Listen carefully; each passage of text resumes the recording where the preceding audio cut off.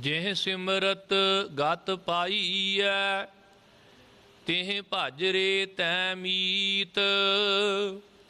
ਕਹੋ ਨਾਨਕ ਸੁਨ ਰੇ ਮਨਾ ਔਦ ਘਟਤ ਹੈ ਨੀਤ। ਵਾਹਿਗੁਰੂ ਜੀ ਕਾ ਖਾਲਸਾ ਵਾਹਿਗੁਰੂ ਜੀ ਕੀ ਫਤਿਹ। ਪਰਮ ਸਨਮਾਨਯੋਗ ਜੁਗੋ ਜੁਗ ਅਟਲ ਰੱਬੀ ਗਿਆਨ ਦੇ ਸਾਗਰ ਸਾਹਿਬ ਸਤਿਗੁਰੂ ਸ੍ਰੀ ਗੁਰੂ ਗ੍ਰੰਥ ਸਾਹਿਬ ਮਹਾਰਾਜ ਜੀ ਦੀ ਪਾਵਨ ਹਜ਼ੂਰੀ ਅੰਦਰ ਸਾਹਿਬ ਸਤਿਗੁਰੂ ਸ੍ਰੀ ਗੁਰੂ ਤੇਗ ਬਹਾਦਰ ਸਾਹਿਬ ਜੀ ਦੇ ਪ੍ਰਕਾਸ਼ ਸਥਾਨ ਗੁਰਦੁਆਰਾ ਗੁਰੂ ਕੇ ਮਹਿਲ ਸਾਹਿਬ ਵਿਖੇ ਜੁੜ ਬੈਠ ਕੇ ਸਤਿਗੁਰੂ ਸਾਹਿਬ ਜੀ ਦੇ ਪਾਵਨ ਸ਼ਲੋਕਾਂ ਦੀ ਵਿਚਾਰ ਸਰਵਣ ਕਰ ਰਹੇ ਵਡਭਾਗੀ ਗੁਰਸਿੱਖ ਸਤ ਸੰਗੀ ਜਨੋ, ਅੱਜ ਆਪ ਜੀ ਨੇ ਸਤਿਗੁਰੂ ਸਾਹਿਬ ਜੀ ਦੇ ਬਖਸ਼ਿਸ਼ ਕੀਤੇ ਹੋਏ ਜੋ 10ਵੇਂ ਸ਼ਲੋਕ ਦਾ ਮੂਲ ਪਾਠ ਹੈ ਉਹ ਸਰਵਣ ਕੀਤਾ ਹੈ। ਗਰੀਬ ਨਵਾਜ਼ ਜੀ ਇਹਨਾਂ ਪਾਵਨ ਸ਼ਲੋਕਾਂ ਦੇ ਵਿੱਚ ਇੱਕੋ ਹੀ ਪ੍ਰਕਰਨ ਸਾਨੂੰ ਬਖਸ਼ਿਸ਼ ਕਰ ਰਹੇ ਨੇ। ਜਿਵੇਂ ਸਾਹਿਬ ਜੀ ਨੇ 8ਵੇਂ ਸ਼ਲੋਕ ਦੇ ਵਿੱਚ ਇਹ ਜ਼ਿਕਰ ਕੀਤਾ, ਤਨ ਧਨ ਸੰਪੈ ਸੁਖ ਦਿਓ ਅਰਜੇ ਨੀਕੇ ਧਾਮ ਕਹੋ ਨਾਨਕ ਸੁਨ ਰੇ ਮਨਾ ਸਿਮਰਤ ਕਾਹੇ ਨ ਰਾਮ। ਫਿਰ 9ਵੇਂ ਸ਼ਲੋਕ ਦੇ ਵਿੱਚ ਸਾਨੂੰ ਸਮਝਾਇਆ, ਸਭ ਸੁਖ ਦਾਤਾ ਰਾਮ ਹੈ ਦੂਸਰ ਨਾਹਿਨ ਕੋਏ ਕਹੋ ਨਾਨਕ ਸੁਨ ਰੇ ਮਨਾ ਤਿਹ ਸਿਮਰਤ ਗਤ ਹੋਏ। ਇਸੇ ਤਰ੍ਹਾਂ ਸਤਿਗੁਰੂ ਜੀ 10ਵੇਂ ਸ਼ਲੋਕ ਦੇ ਵਿੱਚ ਹੁਣ ਸਾਨੂੰ ਸਮਝਾ ਰਹੇ ਨੇ, ਜਿਹ ਸਿਮਰਤ ਗਤ ਪਾਈਐ ਤੇ ਭਜ ਰੇ ਤੈ ਮੀਤ, ਕਿ ਜਿਹਦੇ ਸਿਮਰਨ ਦੇ ਨਾਲ ਵੇਖ ਤੂੰ ਉੱਚੀ ਗਤ ਦਾ ਅਰਥ ਹੈ ਅਵਸਥਾ, ਜੀਵਨ ਮੁਕਤ ਅਵਸਥਾ ਪ੍ਰਾਪਤ ਕਰਦਾ ਹੈ, ਜਾਂ ਭਾਈ ਜਿਸ ਮਾਲਕ ਦੀ ਕਿਰਪਾ ਦੇ ਨਾਲ ਤੇਰਾ ਕਲਿਆਣ ਹੁੰਦਾ ਹੈ, ਬੰਧਨ ਰਹਿਤ ਅਵਸਥਾ ਤੈਨੂੰ ਪ੍ਰਾਪਤ ਹੁੰਦੀ ਹੈ, ਤੂੰ ਹੇ ਮੇਰੇ ਮਿੱਤਰ ਉਸ ਮਾਲਕ ਨੂੰ ਸਦਾ ਸਿਮਰ। ਕਿਉਂਕਿ ਗੁਰੂ ਨਾਨਕ ਸਾਹਿਬ ਜੀ ਦੇ 9ਵੇਂ ਵਾਰਸ ਗੁਰੂ ਤੇਗ ਬਹਾਦਰ ਸਾਹਿਬ ਜੀ ਤੈਨੂੰ ਸਿੱਖਿਆ ਦੇ ਰਹੇ ਨੇ ਕਿ ਹੇ ਨਾਨਕ ਕੀ ਆਖ, ਹੇ ਮੇਰੇ ਮਨਾ ਤੂੰ ਸੁਣ, ਔਦ ਘਟਤ ਹੈ ਨੀਤ, ਨਿਤਾ ਪ੍ਰਤੀ ਤੇਰੀ ਉਮਰ ਜਿਹੜੀ ਹੈ ਉਹ ਘਟਦੀ ਜਾ ਰਹੀ ਹੈ। ਕਿਉਂਕਿ ਇਹ ਅਟਲ ਸਚਾਈ ਹੈ, ਛਿਨ ਛਿਨ ਔਦ ਬਿਹਾਤ ਹੈ ਫੂਟੇ ਘਟ ਜਿਉਂ ਪਾਣੀ। ਜਿਵੇਂ ਇੱਕ ਤਿੜਕੇ ਹੋਏ ਘੜੇ ਦੇ ਵਿੱਚੋਂ ਬੂੰਦਾਂ ਪਾਣੀ ਦੀਆਂ ਟਪਕਦੀਆਂ ਨੇ ਤੇ ਇੱਕ ਇੱਕ ਬੂੰਦ ਕਰਕੇ ਘੜਾ ਖਾਲੀ ਹੋ ਜਾਂਦਾ ਹੈ, ਇਸੇ ਤਰ੍ਹਾਂ ਸਾਡੇ ਸਰੀਰ ਰੂਪੀ ਘਟ ਵਿੱਚੋਂ ਸਵਾਸਾਂ ਰੂਪੀ ਜਲ ਨਿਤਾ ਪ੍ਰਤੀ ਘਟਦਾ ਜਾ ਰਿਹਾ। ਤੇ ਇੱਕ ਦਿਨ ਸਾਹਿਬ ਜੀ ਦਾ ਨਿਰਣਾ ਹੈ ਕਿ ਸਾਡੇ ਜੀਵਨ ਦੇ ਦਿਨ ਜਿਹੜੇ ਨੇ, ਜਿਹੜੇ ਜੀਵਨ ਦੇ ਪਲ ਨੇ ਉਹ ਮੁੱਕ ਜਾਣਗੇ। ਦਿਨ ਤੇ ਪਹਿਰ ਪਹਿਰ ਤੇ ਘੜੀਆਂ ਆਵ ਘਟੈ ਤਨ ਸੀਜੈ ਕਾਲ ਹੇਰੀ ਫਿਰੈ ਬਦਕ ਜਿਉ ਕਹੋ ਕਵਨ ਵਿਦ ਕੀਜੈ। ਹੁਣ ਜਿਵੇਂ ਗਰੀਬ ਨਵਾਜ਼ ਜੀ ਨੇ ਸਾਨੂੰ ਇਹ ਸਿੱਖਿਆ ਦਿੱਤੀ ਹੈ ਕਿ ਉਸ ਮਾਲਕ ਨੂੰ ਸਿਮਰ ਜਿਹਦੀ ਬੰਦਗੀ ਦੇ ਨਾਲ ਤੂੰ ਉੱਚੀ ਗਤ ਉੱਚੀ ਅਵਸਥਾ ਨੂੰ ਪ੍ਰਾਪਤ ਕਰੇਗਾ। ਕਿਉਂਕਿ ਗੁਰੂ ਨਾਨਕ ਸਾਹਿਬ ਜੀ ਨੇ ਸਮੁੱਚੀ ਮਨੁੱਖਤਾ ਦੀ ਇਹ ਸਮੱਸਿਆ ਬਾਣੀ ਵਿੱਚ ਅੰਕਿਤ ਕੀਤੀ ਹੈ, ਕਹੋ ਨਾਨਕ ਕਿਨ ਬਿਦ ਗਤ ਹੋਈ। ਗਤੀ ਕਿਵੇਂ ਹੋਵੇ, ਕਲਿਆਣ ਕਿਵੇਂ ਹੋਵੇ, ਬੰਧਨ ਰਹਿਤ ਜੀਵਨ ਮੁਕਤ ਅਵਸਥਾ ਜਿਹੜੀ ਹੈ, ਜਾਂ ਜਿਹੜੀ ਮਰਨ ਤੋਂ ਬਾਅਦ ਮੁਕਤੀ ਦੀ ਲੋਕ ਲਾਲਸਾ ਰੱਖਦੇ ਨੇ, ਇਹ ਅਵਸਥਾ ਜਿਹੜੀ ਹੈ ਸਾਨੂੰ ਕਿਵੇਂ ਪ੍ਰਾਪਤ ਹੋਵੇ। ਔਰ ਸਤਿਗੁਰਾਂ ਨੇ ਜ਼ਿਕਰ ਵੀ ਕੀਤਾ ਕਿ ਮੁਕਤੀ ਦੀ ਲਾਲਸਾ ਲਈ ਮਨੁੱਖ ਨੇ ਕਈ ਤਰ੍ਹਾਂ ਦੇ ਕਰਮ ਧਰਮ ਕੀਤੇ ਨੇ। ਕਰਮ ਧਰਮ ਕਰ ਮੁਕਤ ਮੰਗਾਈ ਮੁਕਤ ਪਦਾਰਥ ਸ਼ਬਦ ਸਲਾਹੀ ਬਿਨ ਗੁਰ ਸ਼ਬਦੈ ਮੁਕਤ ਨਾ ਹੋਈ ਪਰਪੰਚ ਕਰ ਪਰਮਾਈ ਹੈ। ਉਸ ਦਾਤੇ ਨਾਲ ਜੁੜਨਾ, ਸਤਿਗੁਰੂ ਦੀ ਸਿੱਖਿਆ ਨਾਲ ਜੁੜਨਾ, ਇਹਦੇ ਨਾਲ ਸਾਡਾ ਜੀਵਨ ਜਿਹੜਾ ਉਹ ਮੁਕਤ ਹੁੰਦਾ ਹੈ। ਜਦੋਂ ਅਸੀਂ ਸਤਿਗੁਰੂ ਗੁਰੂ ਤੇਗ ਬਹਾਦਰ ਸਾਹਿਬ ਜੀ ਦੇ ਬਚਨ ਸੁਣਦੇ ਹਾਂ, ਪੜ੍ਹਦੇ ਹਾਂ, ਤੇ ਸਤਿਗੁਰੂ ਜੀ ਸਾਨੂੰ ਸਮਝਾਉਂਦੇ ਨੇ ਕਿ ਹੇ ਮੇਰੇ ਮਨ, ਤੂੰ ਜੀਵਨ ਦੇ ਵਿੱਚ ਜਦੋਂ ਵੀ ਉੱਚੀ ਆਤਮਿਕ ਅਵਸਥਾ ਨੂੰ ਚਾਹੁੰਦਾ ਹੈ ਤੇ ਫਿਰ ਇੱਕ ਕੰਮ ਕਰ ਕਿ ਇਹ ਨੁਕਤਾ ਸਮਝ, ਮੁਕਤ ਪੰਥ ਜਾਣਿਓ ਤੈ ਨਾਹਨ ਧਨ ਜੋਰਨ ਕੋ ਧਾਇਆ ਅੰਤ ਸੰਗ ਕਾਹੂ ਨਹੀਂ ਦੀਨਾ ਬਿਰਥਾ ਆਪ ਬੰਧਾਇਆ। ਮਾਲਕ ਦੇ ਨਾਲ ਜੁੜ ਕੇ ਹੀ ਉਸ ਮੁਕਤ ਪੰਥ ਨੂੰ, ਉਸ ਜੀਵਨ ਮੁਕਤ ਦੀ ਜਿਹੜੀ ਅਵਸਥਾ ਦਾ ਜਿਹੜਾ ਰਾਹ ਹੈ, ਰਸਤਾ ਪੰਥ ਹੈ, ਉਹਦੀ ਪ੍ਰਾਪਤੀ ਜਿਹੜੀ ਹੈ ਉਹ ਤੈਨੂੰ ਕਿਵੇਂ ਹੋ ਸਕਦੀ ਹੈ, ਉਹਦਾ ਰਾਜ਼ ਸਤਿਗੁਰੂ ਜੀ ਸਾਨੂੰ ਦੱਸਦੇ ਨੇ ਕਿ ਜਦੋਂ ਅਸੀਂ ਮਾਲਕ ਨਾਲੋਂ ਟੁੱਟ ਜਾਂਦੇ ਹਾਂ ਕੇਵਲ ਮੋਹ ਮਾਇਆ ਵਿੱਚ ਉਲਝ ਕੇ ਰਹਿ ਜਾਂਦੇ ਹਾਂ। ਤੇ ਫਿਰ ਜੇ ਕਰਮ ਕੀਏ ਲਾਲਚ ਲੱਗ ਤੇ ਆਪ ਬੰਧਾਇਓ। ਜਿਹੜੇ ਵੀ ਅਸੀਂ ਕਰਮ ਲਾਲਚ ਦੇ ਵਸ ਕਰਦੇ ਹਾਂ, ਉਹ ਸਾਡੀ ਜ਼ਿੰਦਗੀ ਦੇ ਵਿੱਚ ਬੰਧਨ ਪੈ ਕੇ ਸਾਨੂੰ ਜਕੜ ਲੈਂਦੇ ਨੇ। ਬੰਧਨ ਮਾਤ ਪਿਤਾ ਸੰਸਾਰ, ਬੰਧਨ ਸੁਤ ਕੰਨਿਆ ਅਰ ਨਾਰ। ਇੱਥੇ ਤੱਕ ਕਿ ਬੰਧਨ ਕਰਮ ਧਰਮ ਹਉ ਕੀਆ। ਉਹ ਕਰਮ ਧਰਮ ਜਿਹੜੇ ਹਉਮੈ ਦੇ ਕਾਰਨ ਕੀਤੇ ਜਾਣ, ਉਹ ਵੀ ਬੰਧਨ ਬਣ ਜਾਂਦੇ ਨੇ।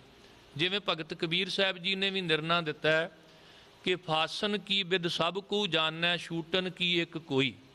ਫਸਣਾ ਕਿਵੇਂ ਆ, ਬੰਧਨਾਂ ਵਿੱਚ ਕਿਵੇਂ ਪੈਣਾ, ਇਹ ਤਾਂ ਸਾਰੇ ਜਾਣਦੇ ਨੇ। ਛੁੱਟਣਾ ਕਿਵੇਂ ਆ, ਕੋਈ ਵਿਰਲਾ ਜਾਣਦਾ। ਮਨੁੱਖ ਕਈ ਵਾਰ ਯਤਨ ਕਰਦਾ, ਨਾਵਨ ਕੋ ਤੀਰਥ ਘਣੇ ਮਨ ਬੌਰਾ ਰੇ, ਪੂਜਨ ਕੋ ਬੋ ਦੇਵ। ਵੀ ਸ਼ਾਇਦ ਤੀਰਥਾਂ ਦਾ ਇਸ਼ਨਾਨ ਕਰਕੇ, ਅਲਪ ਸ਼ਕਤੀਆਂ ਦੀ ਪੂਜਾ ਕਰਕੇ ਮੇਰਾ ਛੁਟਕਾਰਾ ਹੋ ਜਾਵੇਗਾ। ਪਰ ਸਤਿਗੁਰਾਂ ਨਿਰਣਾ ਦਿੱਤਾ ਹੈ ਕਿ ਅਸਲ ਵਿੱਚ ਇਹਨਾਂ ਨਾਲ ਛੁਟਕਾਰਾ ਨਹੀਂ। ਕਿਉਂਕਿ ਕਹੋ ਕਬੀਰ ਛੂਟਨ ਨਹੀਂ ਮਨ ਬੌਰਾ ਰੇ, ਛੂਟਨ ਹਰ ਕੀ ਸੇਵ। ਹੇ ਬੌਰੇ ਮਨ, ਹੇ ਪਾਗਲ ਮਨ, ਇਹਨਾਂ ਦੀ ਪੂਜਾ ਕਰਕੇ ਤੈਨੂੰ ਬੰਧਨਾਂ ਤੋਂ ਛੁਟਕਾਰਾ ਨਹੀਂ ਮਿਲ ਸਕਦਾ। ਤੂੰ ਉੱਚੀ ਗਤ, ਉੱਚੀ ਆਤਮਿਕ ਅਵਸਥਾ, ਬੰਧਨ ਰਹਿਤ ਅਵਸਥਾ ਪ੍ਰਾਪਤ ਨਹੀਂ ਕਰ ਸਕਦਾ। ਮਾਲਕ ਦੇ ਨਾਲ ਜੁੜ ਕੇ ਤੈਨੂੰ ਮੁਕਤੀ ਪ੍ਰਾਪਤ ਹੋਣੀ ਹੈ। ਕਿਉਂਕਿ ਮਾਨ ਮੋਹ ਦੋਨੋਂ ਕੋ ਪਰ ਹਰ ਗੋਬਿੰਦ ਕੇ ਗੁਣ ਗਾਵੈ। ਕਹੋ ਨਾਨਕ ਇਹ ਬਿਦ ਕੋ ਪ੍ਰਾਨੀ, ਜੀਵਨ ਮੁਕਤ ਕਹਾਵੈ। ਜਦੋਂ ਤਜ ਅਭਿਮਾਨ ਮੋਹ ਮਾਇਆ ਫੁਨ, ਭਜਨ ਰਾਮ ਚਿਤ ਲਾਵੋ। ਨਾਨਕ ਕਹਿਤ ਮੁਕਤ ਪੰਥ ਹੈ, ਗੁਰਮੁਖ ਹੋਏ ਤੁਮ ਪਾਵੋ। ਇਹ ਮੁਕਤ ਪੰਥ ਹੈ, ਬੰਦ ਖਲਾਸੀ ਦਾ ਜਿਹੜਾ ਮਾਰਗ ਹੈ ਕਿ ਕਿਹੜੇ ਮਾਰਗ ਤੇ ਚੱਲ ਕੇ ਤੈਨੂੰ ਗਤ ਉੱਚੀ ਆਤਮਿਕ ਅਵਸਥਾ, ਬੰਧਨ ਰਹਿਤ ਅਵਸਥਾ ਜਿਹੜੀ ਹੈ ਉਹ ਪ੍ਰਾਪਤ ਹੋ ਸਕਦੀ ਹੈ। ਉਹ ਹੈ ਪਰਮੇਸ਼ਰ ਦਾ ਸਿਮਰਨ। ਸਤਿਗੁਰੂ ਗੁਰੂ ਤੇਗ ਬਹਾਦਰ ਸਾਹਿਬ ਜੀ ਆਪਣੀ ਸ਼ਹਾਦਤ ਦੇਣ ਤੋਂ ਪਹਿਲਾਂ ਜਦੋਂ ਭਾਰਤ ਵਰਸ਼ ਵਿੱਚ ਪ੍ਰਚਾਰ ਕਰਨ ਵਾਸਤੇ ਤੁਰੇ ਸਨ, ਤੇ ਉਹਨਾਂ ਦਾ ਯਤਨ ਸੀ ਕਿ ਸ਼ਹਾਦਤ ਦੇ ਸਹੀ ਅਰਥਾਂ ਨੂੰ ਲੋਕ ਸਮਝ ਸਕਣ। ਜਿਹੜੇ ਲੋਕ ਆਣ ਕੇ ਫਰਿਆਦ ਕਰਦੇ ਸਨ ਕਿ ਸੱਚਮੁੱਚ ਸਾਡਾ ਬਲ ਛੁਟਕ ਗਿਆ ਹੈ, ਬੰਧਨ ਪੈ ਗਏ ਨੇ, ਲੱਖਾਂ ਉਪਾਅ ਕਰ ਰਹੇ ਹਾਂ, ਨਹੀਂ ਉਪਾਅ ਹੋ ਰਿਹਾ। ਸਤਿਗੁਰੂ ਇਸ ਗੱਲ ਨਾਲ ਸਹਿਮਤ ਹੋਏ। ਬਲ ਛੁਟਕਿਓ ਬੰਧਨ ਪਰੇ, ਕਛੂ ਨਾ ਹੋਤ ਉਪਾਏ। ਕਹੋ ਨਾਨਕ ਅਬ ਓਟ ਹਰ ਗਜ ਜਿਉ ਹੋ ਸਹਾਏ। ਤੇ ਆਪ ਹੀ ਸਿੱਖਿਆ ਦਿੱਤੀ, ਬਲ ਹੋਆ ਬੰਧਨ ਛੁੱਟੇ, ਸਭ ਕਿਛ ਹੋਤ ਉਪਾਏ। ਨਾਨਕ ਸਭ ਕਿਛ ਤੁਮਰੈ ਹਾਥ ਮੈਂ, ਤੁਮ ਹੀ ਹੋਤ ਸਹਾਏ। ਜਦੋਂ ਜਿਹਦੇ ਨਾਲੋਂ ਟੁੱਟ ਕੇ ਬਲ ਖਤਮ ਹੁੰਦਾ, ਬੰਧਨ ਪੈਂਦੇ ਨੇ ਜੀ, ਉਹਦੇ ਨਾਲ ਜੁੜ ਜਾਈਏ, ਉਹ ਬਲ ਦੇ ਦਵੇ ਤੇ ਸੱਚਮੁੱਚ ਬੰਧਨ ਟੁੱਟ ਜਾਂਦੇ ਨੇ, ਸਾਡੀ ਬੰਦ ਖਲਾਸੀ ਹੋ ਜਾਂਦੀ ਹੈ। ਉਹਦੇ ਨਾਲ ਜੁੜ ਕੇ ਹੀ ਅਸੀਂ ਮੁਕਤ ਅਵਸਥਾ ਨੂੰ ਪ੍ਰਾਪਤ ਕਰ ਸਕਦੇ ਹਾਂ। ਪੰਡਤ ਕਿਰਪਾ ਰਾਮ ਨੇ ਜਦੋਂ ਆ ਕੇ ਫਰਿਆਦ ਕੀਤੀ ਸੀ ਕਿ ਔਰੰਗਜ਼ੇਬ ਦੀ ਜ਼ੁਲਮੀਆਂ ਹਕੂਮਤ, ਜਿਹਦੇ ਵਿੱਚ ਸਾਡੇ ਧਰਮ ਨੂੰ ਖਤਰਾ ਹੈ, ਕਰਮ ਨੂੰ ਖਤਰਾ ਹੈ, ਧੋਤੀ ਬੋਦੀ, ਇੱਥੇ ਤੱਕ ਕਿ ਸਾਡਾ ਤਿਲਕ ਜੰਜੂ ਖਤਰੇ ਵਿੱਚ ਪਿਆ ਹੋਇਆ, ਉਹਨਾਂ ਨੇ ਇਹਨੂੰ ਬੰਧਨ ਕਹਿ ਕੇ ਜਦੋਂ ਫਰਿਆਦ ਕੀਤੀ ਸੀ, ਹਾਥ ਜੋਰ ਕਹਿਓ ਕਿਰਪਾ ਰਾਮ, ਦਤ ਬ੍ਰਾਹਮਣ ਮਟਨ ਗ੍ਰਾਮ। ਹੇ ਗੁਰ ਤੇਗ ਬਹਾਦਰ ਰਾਈ, ਹਮਰੋ ਬਲ ਅਬ ਰਿਓ ਨ ਕਾਈ।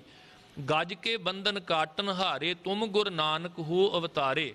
ਜਿਮ ਦਰੋਪਤੀ ਰਾਖੀ ਲਾਜ, ਦਿਓ ਸਵਾਰ ਸਦਾਮੇ ਕਾਜ। ਸੇਵਾ ਹਰੀ ਇਮ ਅਰਜ ਗੁਜਾਰੀ, ਤੁਮ ਕਲ ਜੋ ਕੇ ਕ੍ਰਿਸ਼ਨ ਮੁਰਾਰੀ। ਉਹਨਾਂ ਨੇ ਫਰਿਆਦ ਕੀਤੀ ਸੀ, ਸਤਿਗੁਰੂ ਜੀ ਅਸੀਂ ਸਾਖੀਆਂ ਸੁਣੀਆਂ ਪਰ ਅਸੀਂ ਵੇਖਿਆ ਨਹੀਂ।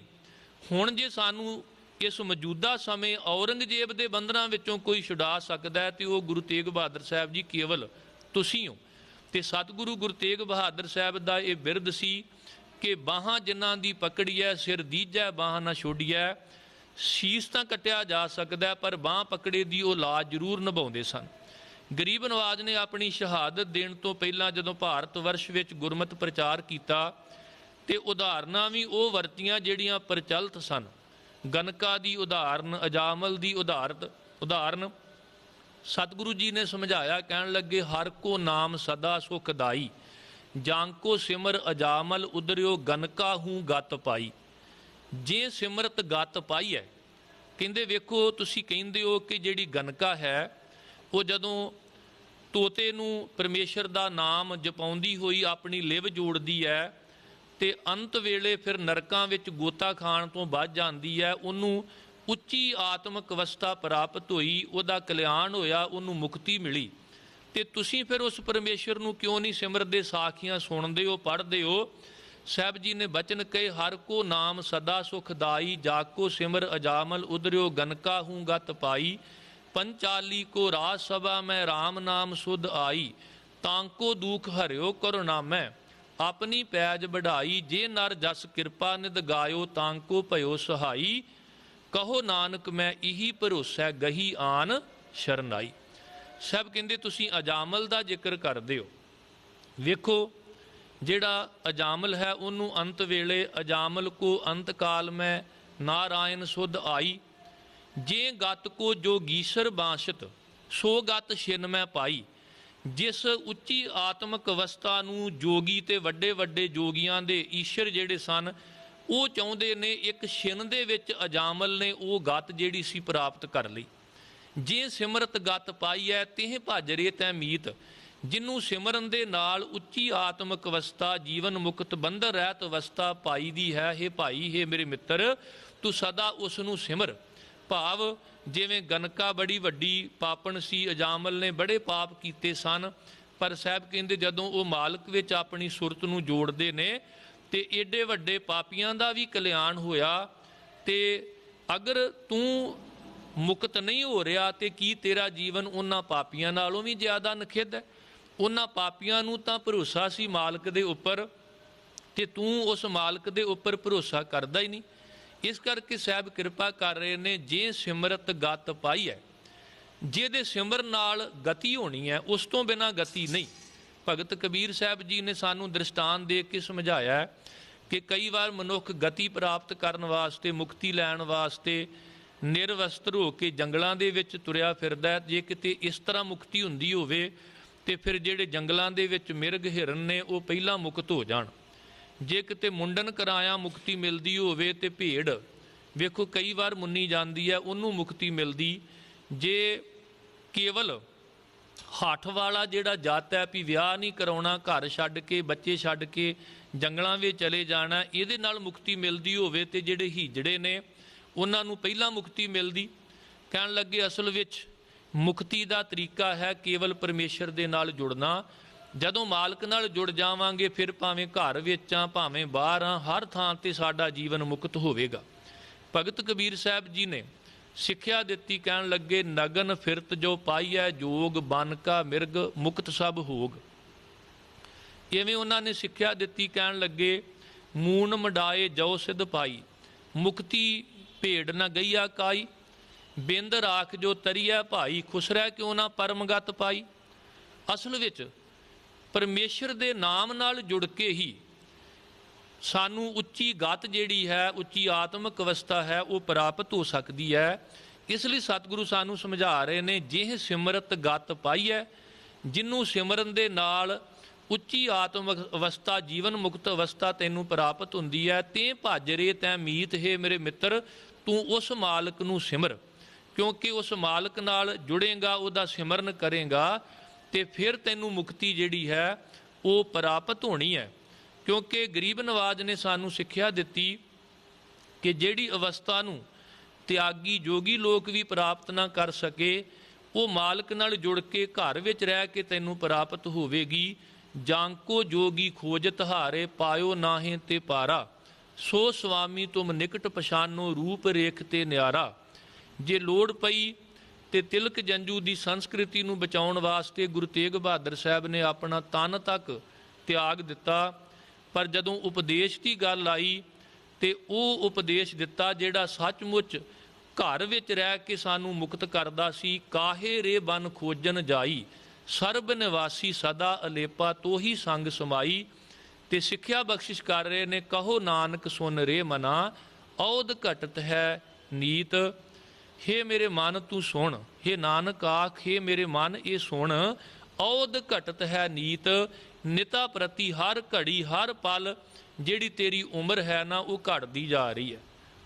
ਔਦ ਘਟੈ, ਇਹ ਭਾਵ ਇਵੇਂ ਘਟਦੀ ਜਾਂਦੀ ਹੈ ਜਿਵੇਂ ਘੜੇ ਵਿੱਚੋਂ ਪਾਣੀ ਦੀਆਂ ਬੂੰਦਾਂ ਟਪਕਦੀਆਂ ਨੇ। ਇੱਕ ਇੱਕ ਛਿਨ ਜਿਹੜਾ ਹੈ ਉਹਦੇ ਨਾਲ ਤੇਰਾ ਜੀਵਨ ਜਿਹੜਾ ਹੈ, ਉਹਦੀ ਜਿਹੜੀ ਅਵਧੀ ਹੈ ਉਹ ਘਟਦੀ ਜਾ ਰਹੀ ਹੈ। ਸਵਾਸਾਂ ਦੀ ਪੂੰਜੀ ਨਿਤਾ ਪ੍ਰਤੀ ਤੂੰ ਖਰਚ ਕਰ ਰਿਹਾ। ਜਦੋਂ ਅਸੀਂ ਬੱਚਿਆਂ ਦਾ ਜਨਮ ਦਿਨ ਮਨਾਉਂਦੇ ਹਾਂ ਬੱਚਿਆਂ ਨੂੰ ਗਿੱਠਾਂ ਮਿਣ ਕੇ ਵੱਡਿਆਂ ਕਰਦੇ ਆ, ਖੁਸ਼ੀ ਮਨਾਈ ਜਾਂਦੀ ਹੈ। ਜਨਮੇ ਕੋ ਵਾਜੇ ਵਧਾਏ, ਸੋਹਲੜੇ ਅਗਿਆਨੀ ਗਾਏ।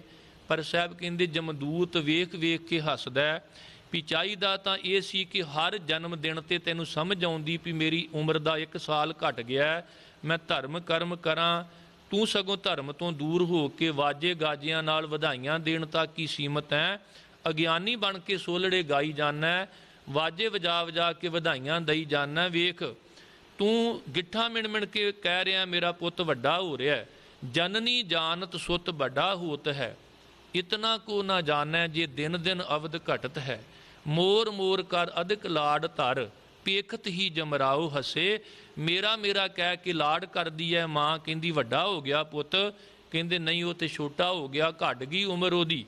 ਇਸ ਕਰਕੇ ਜਦੋਂ ਉਮਰ ਘਟ ਰਹੀ ਹੋਵੇ ਨਾ, ਬਤੀਤ ਹੋ ਰਿਹਾ ਹੋਵੇ ਸਮਾਂ, ਤੇ ਫਿਰ ਸਦਾ ਉਸ ਮਾਲਕ ਨੂੰ ਸਿਮਰਨਾ ਚਾਹੀਦਾ ਹੈ, ਜਿਹਦੇ ਸਿਮਰਨ ਵਿੱਚ ਜੁੜ ਕੇ ਹੀ ਸਾਨੂੰ ਉੱਚੀ ਆਤਮਿਕ ਅਵਸਥਾ ਮੁਕਤੀ ਜਿਹੜੀ ਹੈ ਉਹ ਪ੍ਰਾਪਤ ਹੋਣੀ। ਜਿਵੇਂ ਭਾਈ ਸਾਹਿਬ ਭਾਈ ਗੁਰਦਾਸ ਜੀ ਨੇ ਵੀ ਬਚਨ ਕਿਹਾ ਕਿ ਬਿਨ ਗੁਰ ਮੁਕਤ ਨਾ ਹੋਏ ਸਭ ਕਾਹੂ ਕਹਿ। ਇਹ ਸਾਰੇ ਕਹਿੰਦੇ ਨੇ ਵੀ ਗੁਰੂ ਤੋਂ ਬਿਨਾਂ ਮੁਕਤੀ ਨਹੀਂ। ਮਾਇਆ ਮੈਂ ਉਦਾਸ ਰਾਖੇ ਐਸੋ ਗੁਰ ਚਾਹੀਏ।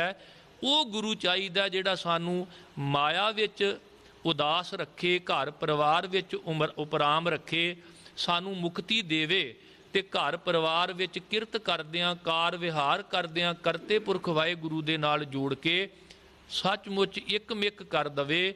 ਇਹ ਮੁਕਤੀ ਜਿਹੜੀ ਹੈ ਇਹ ਸੱਚੇ ਸਤਿਗੁਰੂ ਤੋਂ ਪ੍ਰਾਪਤ ਹੁੰਦੀ ਹੈ। ਬਿਨਾਂ ਗੁਰੂ ਤੋਂ ਅਸੀਂ ਜੀਵਨ ਮੁਕਤ ਅਵਸਥਾ ਜਿਹੜੀ ਹੈ ਉਹ ਪ੍ਰਾਪਤ ਨਹੀਂ ਕਰ ਸਕਦੇ। ਸਤਿਗੁਰੂ ਕਿਰਪਾ ਕਰਨ। ਧੰਨ ਗੁਰੂ ਤੇਗ ਬਹਾਦਰ ਸਾਹਿਬ ਮਹਾਰਾਜ ਸੱਚਮੁੱਚ ਬੰਧਨ ਭਾਵੇਂ ਜ਼ੁਲਮ ਦੇ ਹੋਣ ਉਹ ਵੀ ਕੱਟਣ ਦੇ ਸਮਰੱਥ ਨੇ, ਤੇ ਬੰਧਨ ਭਾਵੇਂ ਆਤਮਿਕ ਹੋਣ ਉਹ ਵੀ ਬੰਧਨ ਕੱਟ ਕੇ ਸਾਨੂੰ ਮੁਕਤੀ ਪ੍ਰਦਾਨ ਕਰਨ ਵਾਲੇ ਹਨ। ਇਸੇ ਕਰਕੇ ਸਤਿਗੁਰੂ ਗੁਰੂ ਤੇਗ ਬਹਾਦਰ ਸਾਹਿਬ ਜੀ ਦੀ ਸਮੁੱਚੀ ਬਾਣੀ ਦੇ ਵਿੱਚ ਜਿੱਥੇ ਤਿਆਗ ਹੈ, ਵੈਰਾਗ ਹੈ, ਉੱਥੇ ਸੱਚਾ ਪ੍ਰੇਮ ਭਾਵ ਅਨੁਰਾਗ ਵੀ ਹੈ, ਤਾਂ ਕਿ ਮਨੁੱਖੀ ਸੁਰਤ ਜਿਹੜੀ ਹੈ ਉਹ ਕਦੇ ਡਾਵਾਂ ਡੋਲ ਨਾ ਹੋ ਸਕੇ। ਤੇ ਨਿਰਣਾ ਵੀ ਦੇ ਦਿੱਤਾ ਵੀ ਤਿਆਗ ਕਾਹਦਾ ਕਰਨਾ ਹੈ। ਸਾਧੋ ਮਨ ਕਾ ਮਾਨ ਤਿਆਗੋ, ਕਾਮ ਕਰੋਧ ਸੰਗਤ ਦੁਰਜਨ ਕੀ ਤਾਂ ਤੇ ਐਨ ਸੁਭਾਗੋ। ਤਿਆਗ ਕਿਹੜਾ ਚਾਹੀਦਾ? ਜੇ ਵਿਖਿਆ ਸਗਲੀ ਤਜੀ ਲਿਓ ਭੇਖ ਬੈਰਾਗ। ਬੈਰਾਗ ਵੀ ਇਹ ਚਾਹੀਦਾ ਜੀਵਨ ਵਿੱਚੋਂ, ਵਿਖਿਆ ਤਿਆਗਣੀ ਹੈ। ਵਿਖਿਆ ਜੋ ਕੁਝ ਵੀ ਸਾਡੀ ਜ਼ਿੰਦਗੀ ਵਿੱਚ ਹੈ ਉਹਦਾ ਤਿਆਗ ਕਰਕੇ ਹੀ ਸਾਡੀ ਅਵਸਥਾ ਬੈਰਾਗ ਤੱਕ ਪਹੁੰਚ ਸਕਦੀ ਹੈ। ਤੇ ਅਨੁਰਾਗ ਜਿਹੜੀ ਹੈ ਕਿ ਉਸ ਸੱਚੇ ਵਾਹਿਗੁਰੂ ਦੇ ਨਾਲ ਪ੍ਰੀਤ ਕਰਨੀ ਹੈ। ਉਹਦੇ ਨਾਲ ਜਦੋਂ ਅਸੀਂ ਪ੍ਰੀਤ ਕਰਾਂਗੇ ਤੇ ਸੱਚਮੁੱਚ ਜਦੋਂ ਉਹਦੇ ਗੁਣ ਗਾਵਾਂਗੇ, ਉਹਦੀ ਬੰਦਗੀ ਵਿੱਚ ਜੁੜਾਂਗੇ ਤੇ ਸਾਨੂੰ ਉੱਚੀ ਆਤਮਿਕ ਅਵਸਥਾ ਜਿਹੜੀ ਹੈ ਉਹ ਪ੍ਰਾਪਤ ਹੋਵੇਗੀ। ਫਿਰ ਇੱਕ ਵਾਰ ਸਾਹਿਬ ਸਤਿਗੁਰੂ ਗੁਰੂ ਗ੍ਰੰਥ ਸਾਹਿਬ ਮਹਾਰਾਜ ਜੀ ਦਾ ਕੋਟਾਨ ਕੋਟ ਸ਼ੁਕਰ। ਸਾਰੀਆਂ ਸੰਗਤਾਂ ਦਾ ਤਹਿ ਦਿਲ ਤੋਂ ਧੰਨਵਾਦ। ਗੁਰੂ ਕੀਆਂ ਸੰਗਤਾਂ ਨੂੰ ਸਾਹਿਬ ਸਤਿਗੁਰੂ ਗੁਰੂ ਤੇਗ ਬਹਾਦਰ ਸਾਹਿਬ ਜੀ ਦੇ 400 ਸਾਲਾ ਪ੍ਰਕਾਸ਼ ਗੁਰਪੁਰਬ ਦੀਆਂ ਬਹੁਤ ਬਹੁਤ ਵਧਾਈਆਂ। ਯਤਨ ਕਰੀਏ ਕਿ 400 ਸਾਲਾ ਆ ਰਿਹਾ ਤੇ ਅਸੀਂ ਇੱਕ ਪ੍ਰਣ ਕਰੀਏ ਕਿ ਸਮੁੱਚੀ ਬਾਣੀ ਨੂੰ ਇੱਕ ਰੂਪ ਸਮਝੀਏ ਕਿ ਸਾਰੀ ਬਾਣੀ ਕਲਿਆਣਕਾਰੀ ਹੈ। ਖੁਸ਼ੀ ਗਮੀ ਸਮੇਂ ਸਾਡੇ ਘਰਾਂ ਵਿੱਚ ਜਦੋਂ ਸ਼੍ਰੀ ਅਖੰਡ ਪਾਠ ਸਾਹਿਬ ਦੇ ਪ੍ਰਵਾਹ ਚੱਲਦੇ ਨੇ, ਵੇਖੋ ਸਦ ਬਾਣੀ ਵੀ ਪੜ੍ਹੀ ਜਾਂਦੀ, ਅਲਾਣੀਆਂ ਦਾ ਵੀ ਪਾਠ ਹੁੰਦਾ ਹੈ, ਲਾਵਾਂ ਦਾ ਵੀ, ਆਨੰਦ ਸਾਹਿਬ ਜੀ ਦਾ ਵੀ। ਇਸ ਕਰਕੇ ਸਮੁੱਚੀ ਬਾਣੀ ਦਾ ਜਿਹੜਾ ਉਪਦੇਸ਼ ਹੈ ਕਲਿਆਣਕਾਰੀ ਹੈ। ਜਦੋਂ ਗੁਰੂ ਤੇਗ ਬਹਾਦਰ ਸਾਹਿਬ ਸਾਡੇ ਘਰ ਹੁਕਮਨਾਮਾ ਸਾਹਿਬ ਦੇ ਰੂਪ ਵਿੱਚ ਬੋਲਣਗੇ, ਤੇਗ ਬਹਾਦਰ ਬੋਲਿਆ ਧਰ ਪਈਆ ਧਰਮ ਨਾ ਛੋਡੀਐ, ਤੇ ਸੱਚਮੁੱਚ ਸਾਨੂੰ ਸਮਝ ਆਵੇਗੀ ਤੇਗ ਬਹਾਦਰ ਸਿਮਰਿਆ ਘਰ ਨੌ ਨਿਧਿਆਵੈ ਧਾਏ, ਸਭ ਥਾਈਂ ਹੋਏ ਸਹਾਏ। ਫਿਰ ਇੱਕ ਵਾਰ ਸਾਰਿਆਂ ਦਾ ਤਹਿ ਦਿਲ ਤੋਂ ਧੰਨਵਾਦ। ਹੋਈਆਂ ਭੁੱਲਾਂ ਤੋਂ ਖਿਮਾ ਕਰ ਦੇਣਾ। ਬੁਲਾਓ ਫਤਿਹ ਸਾਰੇ ਆਖੋ ਜੀ ਵਾਹਿਗੁਰੂ ਜੀ ਕਾ ਖਾਲਸਾ ਵਾਹਿਗੁਰੂ ਜੀ ਕੀ ਫਤਿਹ।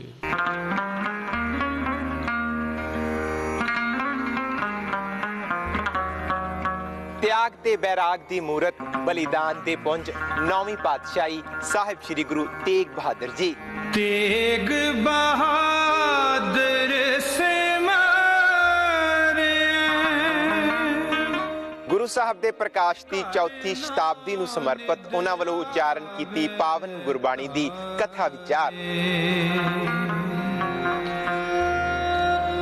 ਸਭ ਉਹਨਾਂ ਨਾਲ ਸੰਬੰਧਿਤ ਅਸਥਾਨਾਂ ਦੀ ਮਹੱਤਤਾ ਤੇ ਉਹਨਾਂ ਦਾ ਇਤਿਹਾਸ ਲੜੀਵਾਰ ਪੇਂਟ ਕੀਤਾ ਜਾ ਰਿਹਾ ਹੈ। ਸਭ ਥਾਈਂ ਹੋਏ ਸਹਾਈ। ਆਓ ਸਮੇਂ ਦਾ ਲਾਹਾ ਲੈਂਦੇ ਹੋਏ ਗੁਰ ਇਤਿਹਾਸ ਤੋਂ ਜਾਣੂ ਹੋਈਏ। ਤੇਗ ਬਹਾਦਰ